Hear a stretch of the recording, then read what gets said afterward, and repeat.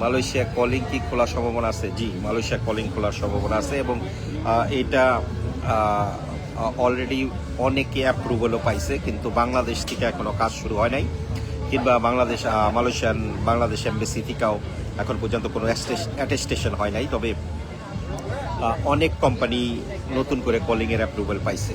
তবে আমি আপনাদের যারা এই মুহূর্তে আমার দেখতেছেন, আমি সবার উদ্দেশ্যে বলবো যে বি কেয়ারফুল।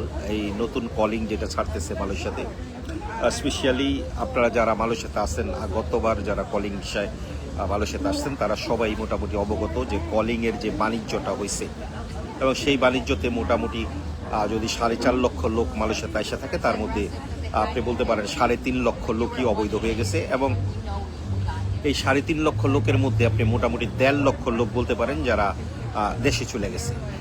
অনেকে ভিসা না লাগাইতে পারে দেশে চলে গেছে, অনেকে বসের কাছ থেকে পালাই আসছে কারণ বস কাজ দিতে পারে না, কিংবা বেতন ঠিকভাবে পরিশোধ করে না, বিভিন্ন ধরনের সমস্যা, যেটা আপনারা যারা পুরনো মালয়েশিয়াতে আছেন তারা ডেফিনেটলি এই ব্যাপারে অবগত আছেন। দ্যাটস ওয়াই আমি আপনাদের সবাইকে বলবো যে নতুন যে কলিং আসতেছে, এটা খুবই কেয়ারফুল। যদি আপনার কোনো আত্মীয় স্বজন কিংবা আপনার কোনো বন্ধু বান্ধব এই নতুন কলিং ভিসায় মালয়েশিয়ায় আসার জন্য ইচ্ছা করে, তাহলে সর্বপ্রথমেই ওনাদেরকে আপনি বলবেন যে আগে ভালোভাবে যাচাই বাছাই করে নেন। সেকেন্ড কথা হচ্ছে, যদি আপনার কোনো আত্মীয় স্বজন যারা বাংলাদেশ থেকে কলিংয়ে আসার জন্য রাজি আছেন, আপনার কোনো আত্মীয় স্বজন যদি মালয়েশিয়াতে থাকে, অবশ্যই তারে ওই কোম্পানির নাম, লাইসেন্স নাম্বার দিয়ে খোঁজ নিতে পাঠাবেন যে এই কোম্পানিতে অরিজিনালি এই কোম্পানিতে কাজ দিবে কিনা। তবে এইবার কলিং